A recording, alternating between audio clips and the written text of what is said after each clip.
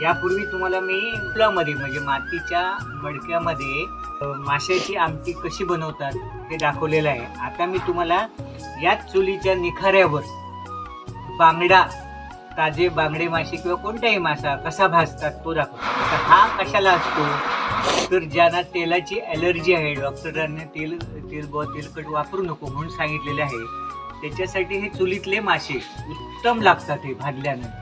मग आता भाजण्याची पद्धत अशी की हे दोन प्रथम आधी मासे घ्यायचे, त्याचे पोटातले साफ करायचे घाण काढून सगळे, आणि त्याला असे चर पाडायचे, त्याला करे म्हणतात, ते पाडायचे, ते स्वच्छ धुवायचे, त्याच्यामध्ये मीठ, कोकमाचा आगळ आणि जरा हळद मिक्स करून ते थोडे 10-1 मिनिटं तसंच ठेवायचे. ते झाल्यानंतर ते परत एकदा धुवायचे आणि हे रसरशीत जे निखारे दिसत आहेत या ठिकाणी, त्या निखाऱ्यावर हे असे ठेवायचे. निखाऱ्यावर ठेवल्यानंतर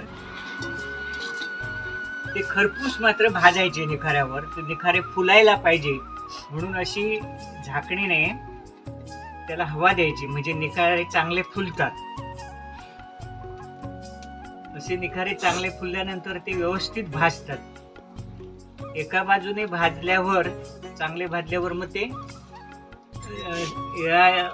सांडशीने असे फिरवायचे, खरपूस भाजले पाहिजे असे, आणि परत ते झाकणीने ते निखारे असे त्यांना हे द्यायची, हवा दिल्यानंतर ते चांगले फुलतात. आणि निखारे चांगले फुलल्यानंतर ते मग बाहेर काढायचे, आणि तुम्हाला जर आवश्यक वाटलं तर मिठाच्या पाण्यामध्ये ते बुडवायचे. जर ते चुलीत भाजलेला हा मासा आता तयार झालेला आहे.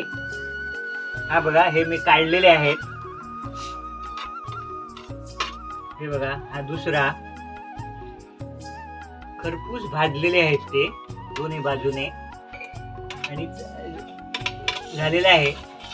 आपण हा आता जेवताना भाताबरोबर आणि माशाच्या साराबरोबर खाऊ शकता, किंवा चपाती बरोबर सुद्धा खाऊ शकता, भाकरी बरोबर सुद्धा खाऊ शकता. अतिशय उत्तम प्रकारचा स्वाद याला लागतो.